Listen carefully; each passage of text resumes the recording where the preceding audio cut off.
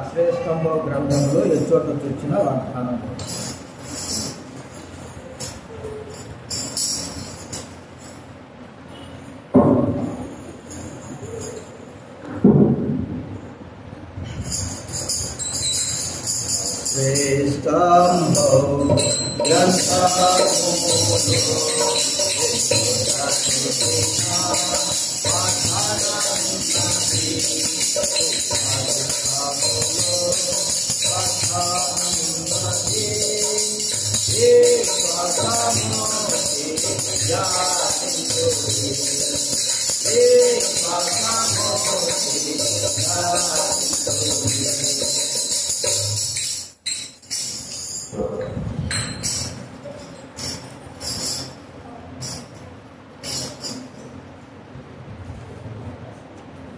దేవుడి వాక్యంలో నుంచి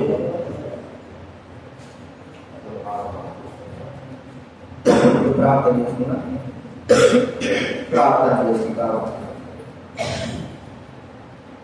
పరలోకమున్న తండ్రి, పరిశుద్ధమైన దేవా, యేసు ప్రభు నామమునకు కృతజ్ఞతలు చెల్లిస్తా ఉన్నా.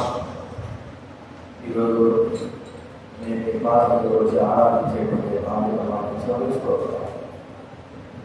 తండ్రి, ఈ ఘనమైన నామం బట్టి వందనాలు తెలుసా, మీ కృపను బట్టి, మీ దయను బట్టి ఉన్నా. మీ వాక్యం ద్వారా మాతో మాట్లాడండి, సమర్పింప చేయండి, కావాల్సిన తీసుకురండి. ఆత్మతో సత్యముతో ఆరాధించాలి. వాక్యాన్ని బట్టి మేము ఆరాధించడం సహాయం.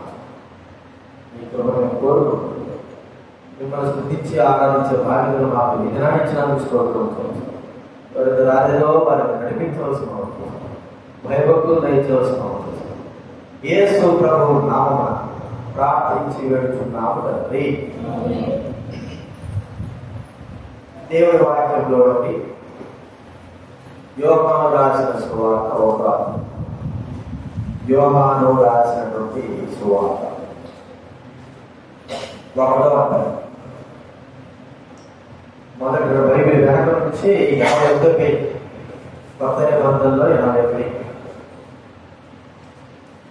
యోహాను సువార్త 1వ అధ్యాయము మొదటి 2 వచనాలు మనం అందరం కలిసి చదువుకుందాం.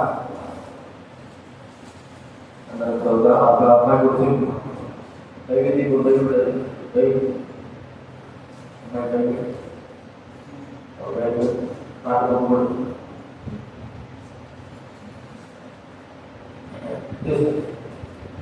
చదువుతుంది కాబట్టి ఈ బైబిల్ తీసింది 51వ పేజీ బైబిల్ నుంచి యోహాను సువార్త 1వ అధ్యాయం మొదటి వచనం. ఆదియందు వాక్యం ఉండెను, వాక్యము దేవుడితోడెను, వాక్యము దేవుడి ఉండెను, ఆయన ఆదియందు దేవుడితోడెను, సమస్తమును ఆయన మూలంగా కలిగెను. యేసుక్రీస్తు వారు శరీరధారిగా వాక్య రూపంలో, ఆ దినాల్లో అబ్రహాముకి వాక్య రూపంలో కనబడ్డాడు. ఆయన వాక్యముగా ప్రత్యక్షమైన ఆది కాండం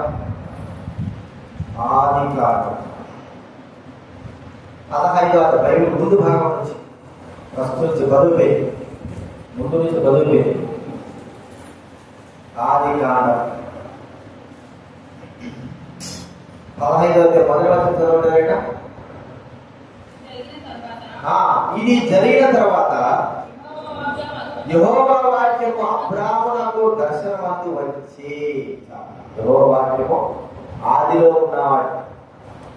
ఆయన కాలాన్ని అనుసరించి, సమయాన్ని అనుసరించి భూలోకంలో ప్రవచనానుసారంగా ఈ లోకంలోకి శరీరధారిగా వాక్య రూపంగా ప్రభువైన యేసుక్రీస్తు రూపంలో లోకానికి వచ్చినాడు. ఆయన శరీరధారిగా వచ్చి ఎలాగా ఉన్నాడు అంటే, ఆయన ఆరాధించడానికి, గర్వపరచడానికి గల కారణం ఏమిటంటే, ఆయన నిజమైన దైవ పుస్తకం, నిజమైన దైవ పుస్తకం. ఒక మాట చెప్పుకోవాలంటే ఒక దైవ అర్థం, నిజమైన అర్థం. అతను నిజాన్ని మాత్రమే చూపిస్తుంది కదండి, అబద్ధాన్ని చూపిస్తుంది, నిజమే చూపిస్తుంది. దైవ గ్రంథం, ఈ పరిశుద్ధ గ్రంథం, దేవుడి వాక్యము నిజమే చెప్తుంది, నిజమే చూపిస్తుంది. కాబట్టి యేసుక్రీస్తు వారు ఒక దైవ పుస్తకం లాగా, లేకపోతే అర్థములే ఆయన ఉన్నాడు. ఇప్పుడు మనమందరం కూడా ఆయన పుస్తకమైనటువంటి దైవ పుస్తకం దగ్గరకు వచ్చినప్పుడు, అర్థం దగ్గరకు వచ్చినప్పుడు, మరి నిలబడి చదివేటప్పుడు, అక్కడ ఉన్నప్పుడు చదివేటప్పుడు మనకు ఉన్నటువంటి మనకు ఏవైతే కావాలో, ఏదైతే మనం సరి చేసుకోవాలో, లేకపోతే ఏదైతే మన జీవితం అవసరమో అవన్నీ కూడా బహు స్పష్టంగా చూపించేదిగా చూస్తాం. దేవుడి వాక్యము తన మాటల ద్వారా మనతో మాట్లాడుతుంది. దేవుడి అర్థము ఆయన బహు స్పష్టంగా మనం చూపిస్తుంది అనేది మనకి ఇక్కడ కనబడతాం. కాబట్టి సరైన సమాధానం మనకు చూపబడతాయి మాటలు, ఆయన సరైన సమాధానం. కొంతమంది వచ్చారు, ప్రభు దగ్గరికి వచ్చినారు. ప్రభు దగ్గరికి వచ్చినప్పుడు ఆ ప్రభువు అర్థము వలెవని కనబడినప్పుడు, వారి యొక్క నిజ స్వరూపం అక్కడ వారికి కనబడుతుంది. వారు ఆ అర్థంలో యేసుక్రీస్తు వారు ఎవరు అని వారికి బహు స్పష్టంగా కనబడతారు. దైవ గ్రంథం, దైవ పుస్తకంలో ఆయన ఎవరు అని వారు గ్రహించేటట్లుగా మంచి పెద్ద అక్షరాలతో వారికి గ్రహింపగలుగుతారు.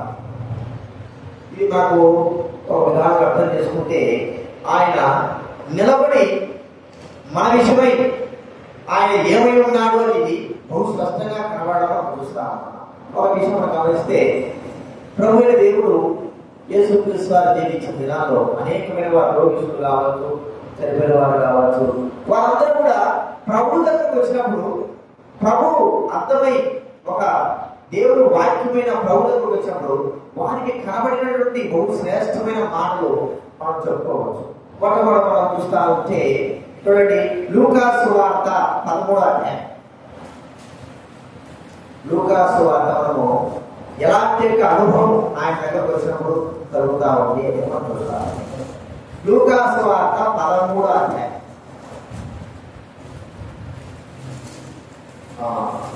10-11 వచ్చాను. బైబిల్ వెనక నుంచి 66, బైబిల్ వెనక నుంచి 66. లూకా సువార్త 13వ అధ్యాయము 10-11. విశ్రాంతి దినమున ఆయన యొక్క సమాజ మందిరంలో బోధిస్తున్నప్పుడు 18 ఏళ్ల నుండి బలహీనపరుచు దయ్యం పట్టిన స్త్రీ అక్కడ ఉండేది. అతడు ఉండిపోయినంత మాత్రము చక్కగా నిలవబడలేకుంటేనో యేసు ఆమెను చూచి, ఇక్కడ మనం చూస్తామంటే 18 సంవత్సరాలు వచ్చి దయ్యం పట్టి నడువు ఉండిపోయిన ఒక స్త్రీ ఉంది. మరి సమాజ మందిరంలో ఉన్నప్పుడు యేసు ప్రభు దగ్గర ఆమె నిలబడి, ఒకవేళ ఇక్కడ రాయబడలేదు కానీ యేసు ఆమె చూచాడు, లేకపోతే ఆమె యేసును చూసినప్పుడు ఆమెకు కనబడేటువంటిది ఆయనలో, దేవుడి వాక్యమైన ఆయనలో, దేవుడి అర్థమైన ఆయనలో ఆమెకు బహు స్పష్టమైనటువంటి సమాధానం ఆమె చూడగలుగుతుంది. ఏమిటంటే, మరి మనం ఆలోచిస్తే నీకు విడుదల కలిగింది. ఆమె ప్రభువైన యేసుక్రీస్తు వారు చూసినప్పుడు ఏం కలుగుతుంది కాబట్టి, నీకు విడుదల. యేసుక్రీస్తు వారు నిలబడినాడు, అర్థములే నిలబడినాడు. 18 సంవత్సరాల నుంచి ఆమె దైవం చేత బాధింపబడుతూ నడుము ఉండిపోయి ఉన్నది. ఆమె యేసు ప్రభు వైపు చూసినప్పుడు ఆమెకు కనబడినటువంటి ఒక బహు స్పష్టమైన మాట ఏంటంటే, నీకు విడుదల కలిగింది. నిజంగానే ఆమె తన అంతరంగంలో ఆ యొక్క విషయం చూడగలిగిందేమో. ప్రభువైన యేసుక్రీస్తు వారి యొక్క ముఖ దర్శనంలో ఆయన అర్థమైనటువంటి ఆయనలో చూడగలిగిన మాట, ఆమె చదవగలిగిన మాట, గ్రహించగలిగిన మాట ఏంటంటే, నీకు విడుదల. 18 సంవత్సరాల నుంచి విడుదల లేకపోతే యేసు ప్రభువారిని చూడగానే నాకు విడుదలైనా. నిజంగానే యేసు ప్రభువారిని చూడగా ఆమె జీవితంలో ఇదివరకు ఎన్నడూ లేని విధంగా విడుదల ప్రాప్తించింది. సాతాను ఏం చేసిందంటే చెప్పండి, 16వ వచనంలో, ఇదిగో 18 ఏళ్ల నుండి సాతాను బంధించిన అబ్రహాము కుమార్తె ఈమెను విశ్రాంతి దినమున ఈ కట్టెల నుండి విడిపింపగలదా. విశ్రాంతి దినమున ఈ కట్టె బంధించేశాడు. ఆమెకు కూడా తెలుసు, సాతాను బంధించి మరి నడుము వంగిపోయినట్టుగా చేసినాడు, నాకు విడుదల విమోచన ఎక్కడా అని ఆమె ఆలోచించుండొచ్చు.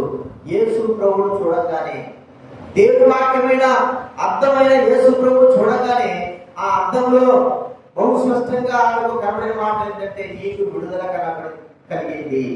ప్రియమైన వారా, యేసు క్రీస్తు వారి దేవుని యొక్క ముఖ దర్శనంలో మన రహస్య పాపాలు కనబడి పాపముల నుండి మనం ఏమైపోతున్నాము?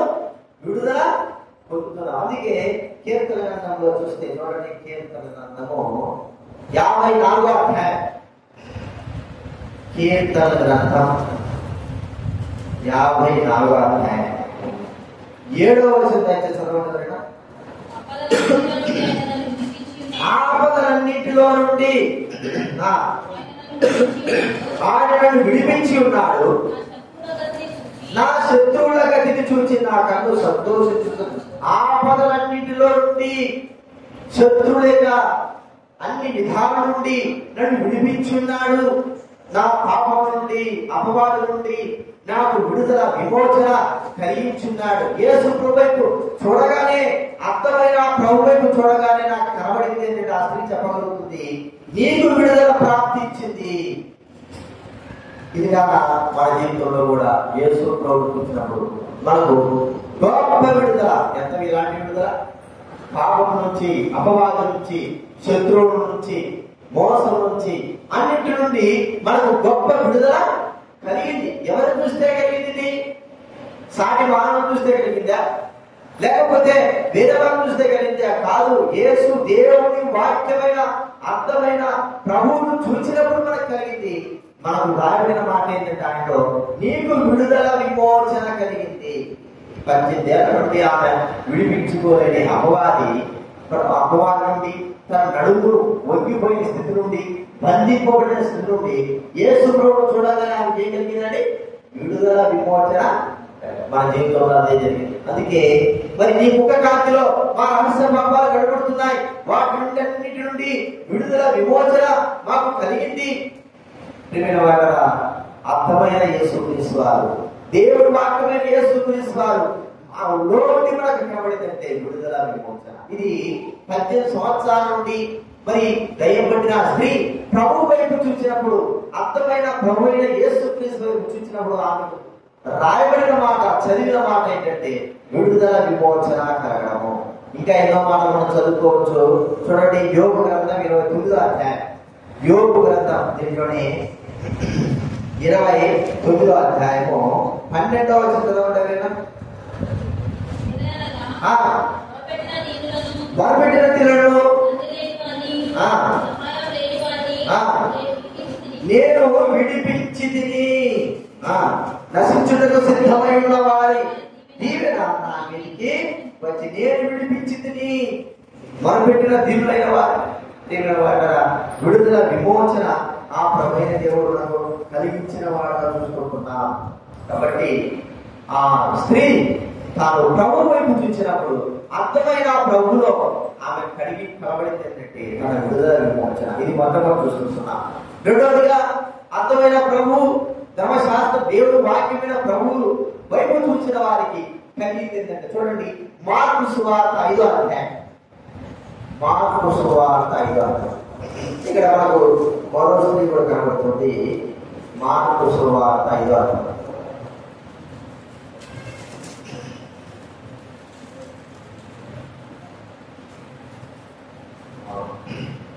25వ వచనం దయచేసి 25 చదవండి.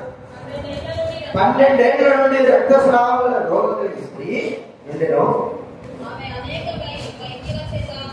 ఎన్నో తిప్పులు పడి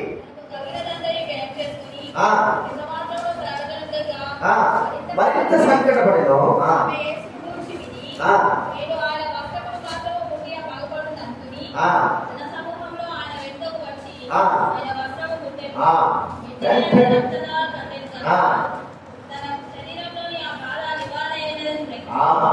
ఇప్పుడు ఈ 12 సంవత్సరాల రక్తస్రావ రోగం గల స్త్రీ గురించి మనకు ఇక్కడ బాగా తెలుసు. ఆమె ఎన్నో వైద్యుల చేత ఎన్నో తిప్పబడినప్పటికీ, ఎంతో ఖర్చు చేసుకున్నప్పటికీ తనకు ఎంత మాత్రం కూడా స్వస్థత కలగలేదు. స్వస్థత తాను పొందలేకపోయి 12 సంవత్సరాల నుంచి తిరిగిన డాక్టర్ లేడు, తిరిగిన వైద్యులు లేదు. మరి ఎవరు ఏమి చెబితే అది చేసి సమస్తము కోల్పోయి మరి ఆమె ప్రభువు గురించి విని యేసు ప్రభు యొక్క వస్త్రాలను ముడితే చాలు బాగుపడుతున్నారు. ఒకవేళ ఆమె తన హృదయంలో నుండి ప్రభువును చూసింది. ప్రభువును చూసినప్పుడు ఆమెకు కనబడినటువంటి మాట ఏమై ఉంటుంది? నీకు స్వస్థత కలుగుతుంది, నిన్ను స్వస్థపరిచే యెహోవాను నేనే. చూడండి, ఇన్ని దినాలుగా మరి ఆమె ఎన్నో తిప్పబడినప్పటికీ తనకి స్వస్థత యేసు వైపు చూడగానే ఆయనలో కనబడినటువంటి ఆ మాట, చదివిన మాట, ఆమె గ్రహించిన మాట ఏంటంటే నీకు స్వస్థత కలుగుతుంది. అది అన్నాడు కదా, చూడండి 34వ వచనంలో, అందుకు ఆయన కుమారి నీ విశ్వాసం నిన్ను స్వస్థపరిచెను, సమాధానం కలగలమని పొమ్ము, నీ బాధ నివారణ, నీకు స్వస్థత కలుగుగాక ఆమెతో చెప్పాను. నీకు స్వస్థత కలుగుతుంది, పూర్ణ స్వస్థత. ప్రియమైన వారా, యేసు వైపు చూసినప్పుడు, ఆమె యేసు యొక్క బట్టలు తాగినప్పుడు, వస్త్రాలు తాగినప్పుడు, యేసు ప్రభు, అర్థమైన యేసు ప్రభులో ఆమెకు కనబడింది ఏంటంటే నీకు స్వస్థత కలుగుతుంది. అదే ఆమె జీవితంలో ఒక గొప్ప మరి మార్పును తీసుకొచ్చింది, అద్భుతాన్ని తీసుకొచ్చింది.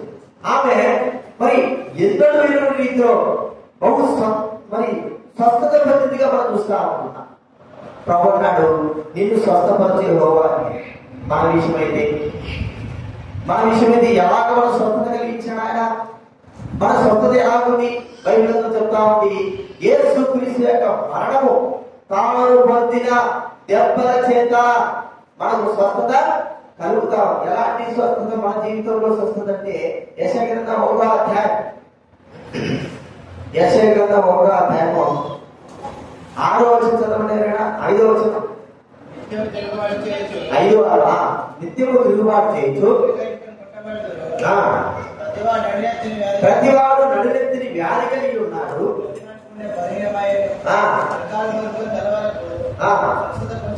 కొంచెమైన లేదు,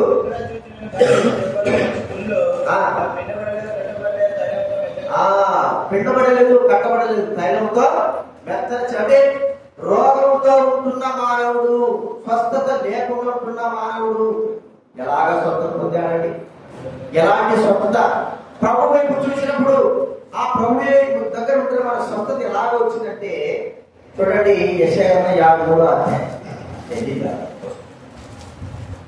యెషయా గ్రంథం 53వ అధ్యాయం, 53వ అధ్యాయము 5వ వచనం, మన అతిక్రమ క్రియలను బట్టి అతడు గాయపరచబడెను, మన దోషమును బట్టి అతడు అతని మీద పడెను, మనకు స్వస్థత కలుగుతున్నది, అతడు పొందిన దెబ్బల చేత మనకు స్వస్థత. మరి ఈ యొక్క 12 సంవత్సరాల రక్తస్రావం వల్ల రోగం గల స్త్రీ యేసు ప్రభు చూసినప్పుడు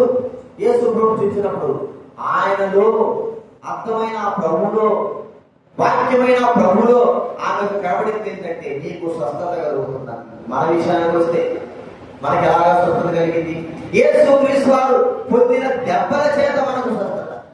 నేను అనుకుంటాను ఉదయం కూడా ఎట్లాగా దెబ్బలు ఆ దినాల్లో ఎలా ఉన్నాయంటే దెబ్బలకు ఏదైనా ఆకులు బాగా పిండి వాటికి రసాన్ని ఏం చేస్తారు, వాటిపైన దెబ్బల పైన పోసేవారు.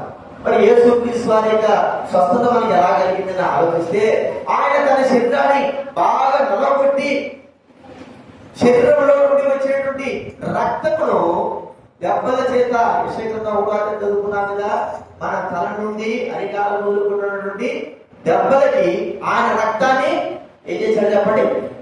ఒక వైద్యములాగా పోసేశాడు. తన శరీరాన్ని నల్లగొట్టాడు.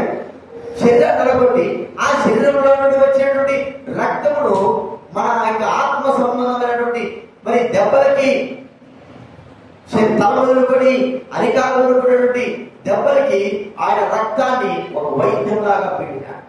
ప్రియమైన వారులారా, అలాగా మనకు స్వస్థత కలిగింది. ఇది మనం ఆలోచించాలి. మన పాపముల నిమిత్తమై యేసు క్రీస్తు వారు చనిపోయినాడు, తన రక్తమును కార్చాడు. మరి కొట్టబడినటువంటి మన జీవితాలకి ఆయన స్వస్థతను కలగజేస్తూ వచ్చాడు. మనం కూడా ప్రభువైన యేసుక్రీస్తు వారిని చూసినప్పుడు, ఆయన శిలువ వైపు చూసినప్పుడు మనకు స్వస్థత కలిగింది. మనకేం కనబడుతుందంటే, నీకు స్వస్థత శీఘ్రముగా కలుగుతుంది. ఎలాగ కలుగుతుంది? యేసుక్రీస్తు వారి యొక్క దెబ్బల చేత, ఆయన కాచిన రక్తము మన పైన ప్రోక్షింపబడడం ద్వారా మనకు సంపూర్ణంగా స్వస్థత కలిగిందని మనము గుర్తించాలి. ఇది రెండవది మనం చూసుకుంటున్నాం. మూడవది మనం చూస్తా ఉంటే చూడండి, లూకా సువార్త 7వ అధ్యాయం. లూకా సువార్త 7వ అధ్యాయం. 7వ అధ్యాయము 11వ వచనం చదువుతున్నాను.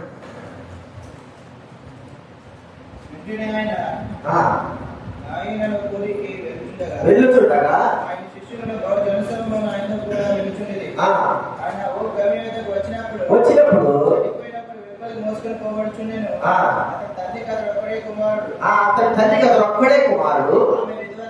ఆమె విధవరాలు. ఊరి జనులు అనేకులు ఆమెతో కూడా ఉండేది. ఆ ఊరి జనులు అనేకులు కూడా ఆమెతో ఉన్నారు. చూడండి, నాయుడి గ్రామంలో వెళ్తా ఉంటే ఊరి గది దగ్గరకు వచ్చేలా ఒక వ్యక్తి, యమనస్తుడైన వ్యక్తిని, ఇంకా పెళ్లి కాలేదేమో, ఆ వ్యక్తిని చనిపోతున్నాడు. ఆ వ్యక్తిని మోసుకొని వస్తుంటున్నాడు. తల్లి వెనక నడుచుకుంటా ఏడుస్తా వస్తాను. విధవరాలైన వ్యక్తి తన కుమారుడు చనిపోయినాడు. ఇక తనకు కుమారుడు గారి కుమార్తె గారి ఎవరు కూడా లేదు. తనను ఆదరించేటువంటి స్థితి అక్కడ ఎంత మాత్రమో కనబడలేదు. ఇంకా పూడ్చిపెట్టలేదు. ఎంత ఆదరించగలం? మరి ఏక కుమారుడు పోగొట్టుకున్నటువంటి పుత్రశోకమైనటువంటి వాక్యం కూడా రాయబడింది. ఆ ఘోష, ఆ బాధ ఎంతో వర్ణనాతీతం. ఆదరణ పొందలేని పరిస్థితి. ఎందుకంటే తమ కుమారుడు ఒక్కడే కుమారుడు యవనస్తుడైన వ్యక్తి చనిపోతే ఆ తల్లి ఎంతో బాగా వేదనతో యేసు ప్రభువు వచ్చాడు. ఊరికి దగ్గరకు వచ్చాడు. ఆయన పాడి ముట్టినప్పుడు ఒకవేళ ఆమెకు యేసులో కనబడినటువంటి విషయం ఏంటంటే, నన్ను ఆదరించగలిగిన వాడు ఈయనే, నన్ను ఆదరించగలిగిన. చూడండి, దైవ గ్రంథంలో రాసిన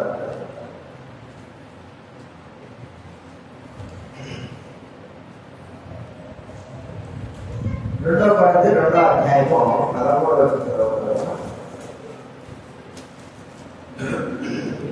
నా మనసులో నెమ్మది లేక వారి యొక్క చెరువు తీసుకొని అక్కడి నుండి మాస్టర్లకు బయలుదేరి మా ద్వారా ప్రతి స్థలమందును నెమ్మదీకు కనబడనందున, ఆ మాట కూడా 2వ అధ్యాయం 12వ వచనం.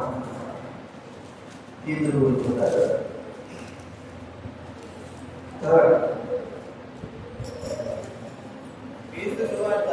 క్రీస్తు సువార్త ప్రకటించుటకు వచ్చినప్పుడు మంచి సమయం ప్రాప్తించి ఉండగా సహోదరుడైన తీతు నాకు కనబడనందున నా మనసులో ఏం లేదండి, నెమ్మది లేక వారి సెలవు తీసుకుని అక్కడి నుంచి వెళ్ళిపోతుంది. అంటే తీరు కనబడకపోయా కదా, అతని హృదయంలో ఏ కనబడలేదంట, పౌరులో నెమ్మది అంటే విశ్రాంతి, ఆదరణ లేకపోయింది అని మనం చూస్తా ఉంటున్నాం. తీరు ఎప్పుడైతే కనబడ్డాడో అప్పుడు తనకు ఎంతో బలముగా ఆదరణ కలిగిన వ్యక్తిగా మనం చూస్తా ఉంటున్నాం.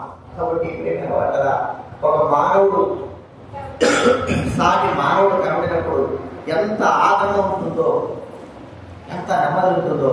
మరి దుఃఖంలో బాధలో ఉంటున్నటువంటి ఈ స్త్రీ తన వారిని పోగొట్టుకున్నప్పుడు యేసుక్రీస్తు వారు తనకు కనబడిన వెంటనే ఆయనలో ఆత్మ కనబడింది ఏంటంటే, నీకు ఆదరణ కలుగును, నిన్ను ఆదరిస్తాను అనే మాట. ఎట్లా ఆదరిస్తాడు? ఆదరించాలంటే ఆయన జరగవలసిన కార్యము చచ్చిపోయిన కుమారుడు బ్రతకాలి. అదే తనకు అది అసంభవమైన కార్యం. కేవలము ఆదరించాలంటే తన కుమారుడు బ్రతకాలి. ప్రియమైన వారు ఆయన చూచినప్పుడు ఆయనలో కనబడిన మాట, నిన్ను ఆదరించేవా. ఒక మాట ఉంది, దీనులను ఆదరించు దేవుడు. చూడండి, 2వ కొరింథీయుల 1వ అధ్యాయంలో కూడా కనబడతారు. చూడండి, 2వ కొరింథీయుల 1వ అధ్యాయం 4వ వచనంలో ఉన్నారన్నా. 2వ కొరింథీ 1వ అధ్యాయం 4వ వచనం.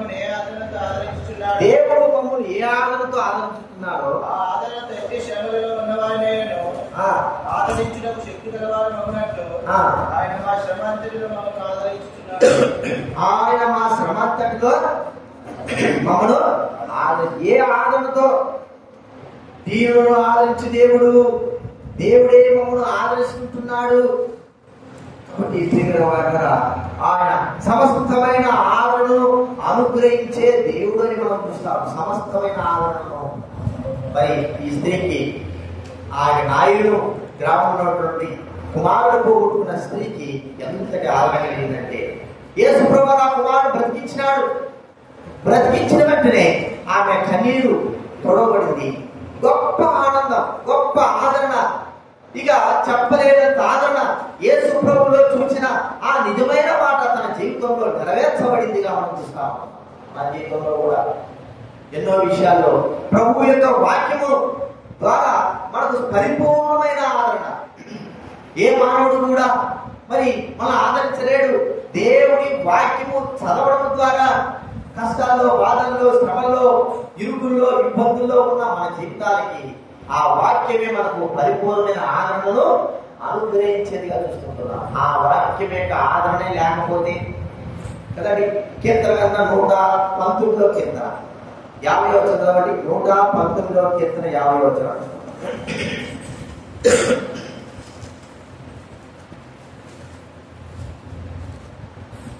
కీర్తన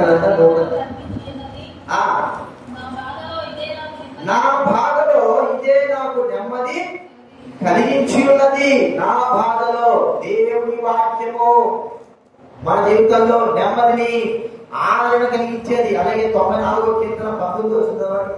94 కీర్తన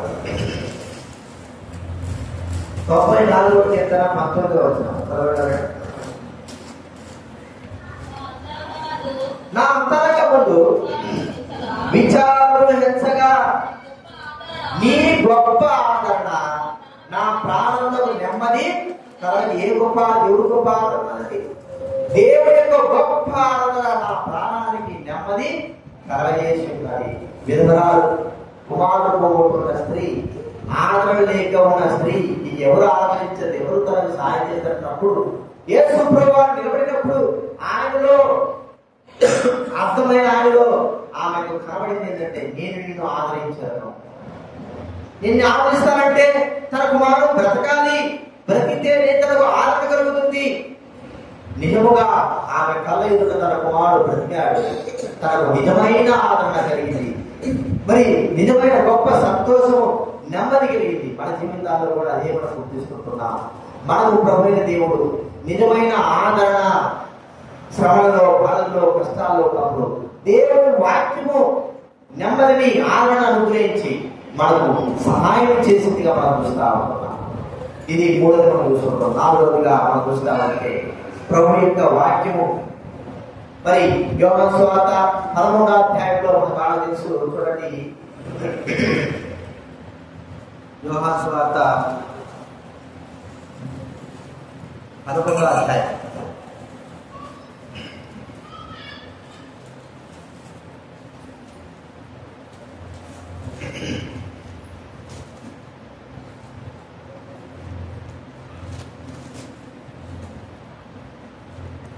అధ్యాయంలో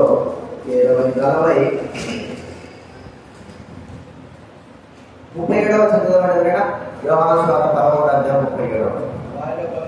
వారిలో కొందరు ఆ గుడ్డివాని కళ్ళు తెరిచిన ఈయన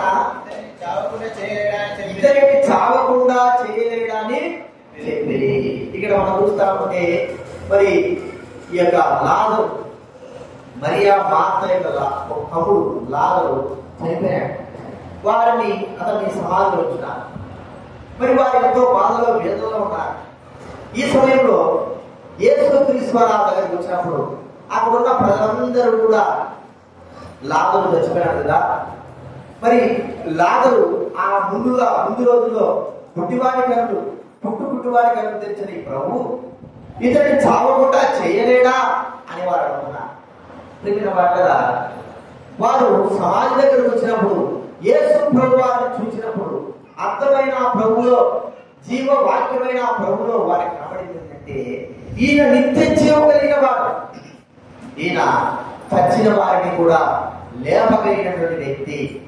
ఈయనలో జీవం ఉంది, ఈయనలో జీవాత్మ ఉంది. ఈ జీవాత్మ అనేకుని వెలిగించేదిగా చూస్తుంటున్నా.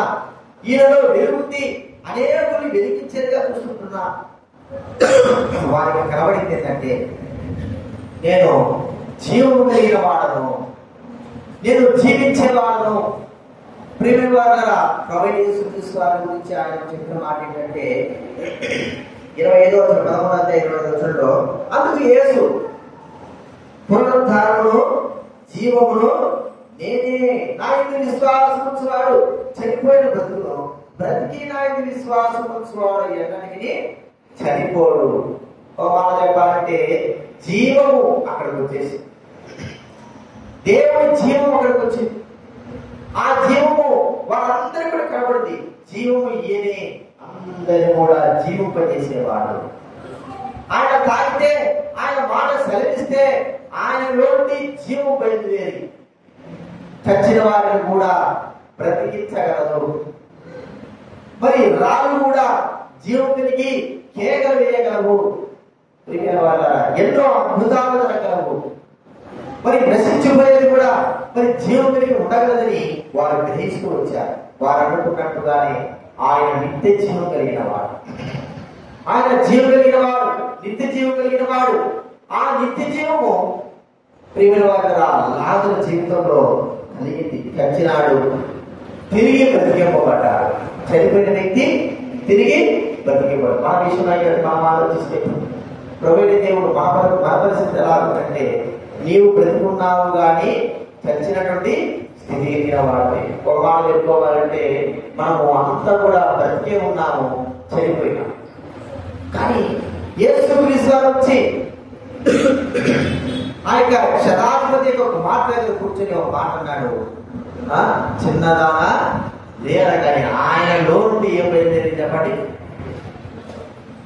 జీవము, జీవాధిపతి కదా, జీవం ఆయనలో. వారికి అందరికీ అక్కడ నిలబడినటువంటి ప్రజలందరికీ కనబడేది ఏంటంటే, మరి రాబడిన మాట, ఈయన జీవాధిపతి, నిత్య జీవం కలిగిన వాడు. నిజంగానే ఆయనలో నుండి జీవం బయలుదేరింది. మరి చనిపోయినటువంటి లాజరు బ్రతికాడు. చనిపోయినటువంటి ఆ యొక్క యాయీరు కుమార్తె అయినటువంటి శతాధిపతి కుమార్తె బ్రతికింది. మనం చూసుకుంటున్న నిత్య జీవము బయలుదేరిందిగా మనం చూస్తాం. యేసుక్రీస్తు మనలో కూడా ఎలాంటి జీవం బయలుదేరింది? చచ్చిన ఆత్మ కలిగిన వారమైన మనల్ని ప్రభువైన యేసుక్రీస్తు వారు తన యొక్క జీవము ద్వారా మనల్ని తిరిగి బ్రతికించిన వారిగా చూస్తాం. ఇది నాకు ఒకసారి గుర్తించుకో. నీ ఆత్మ విషయమే చచ్చిపోయి ఉన్నావు. క్రీస్తు యేసునందు ఆయన మనల్ని ఏం చేశాడండి? జీవం కలిగిన వారుగా చేశాడు. చూడండి, ఎఫెసీ రాసిన పత్రిక 2వ అధ్యాయం మొదటి 2 వచనాలు. ఎఫెసీ రాసిన పత్రిక 2వ అధ్యాయం మొదటి 2 వచనాలు. మీ అపరాధముల చేతను మీరు చచ్చిన వారై ఉండగా క్రీస్తుతో కూడా బ్రతికించెను. చూడండి, ఇక్కడ క్రీస్తుతో కూడా బ్రతికించిన వాక్యముగా. కాబట్టి ఆయన మనం బ్రతికించి ఉన్నవాడుగా చూస్తా ఉన్నాం. మనం బ్రతికింపబడిన వారంగా ఉంటున్నాం. చూడండి, ఒక మాటది కొలస్సీ రాసిన పత్రిక 2వ అధ్యాయం, కొలస్సీ రాసిన 2వ అధ్యాయము 15వ వచనం చివరి లైన్ చదువుతామండి. కొలస్సీ రాసిన పత్రిక 2వ అధ్యాయం 15 నుంచి చివరి లైన్. మనకు అర్థం లేకుండా దానిని ఎత్తివేసి మన అపరాధములన్నింటినీ క్షమించి ఆయనతో కూడా మిమ్మును జీవింపజేసెను. ఎవరితో కూడా? క్రీస్తుతో కూడా. మన క్రీస్తుతో కూడా మనం ఏమైపోయినామంటే జీవింపజేయబడ్డామని ఇక్కడ మనకు కనబడతా ఉంది. కాబట్టి ప్రియమైన వారు, ఇక మనం చూస్తా ఉంటే 4వదిగా సమాజం దగ్గర ఉన్న ఆ ప్రజలైన వారు మరి లాజరు దగ్గరకు వచ్చిన ప్రభువైన యేసుక్రీస్తు వారు చూడగలిగింది ఏంటంటే, ప్రభు అంటున్నాడు ఆయనలో రాయబడిన మాట, నేను నిత్య చేయగలిగిన వాడిని, చచ్చిన వారితో సహా లేపగలిగిన శక్తి నాకు ఉంది, నాలో నిత్య జీవం ఉంది. జీవం నేను ఇవ్వగలను. చచ్చిన వారితో జీవం.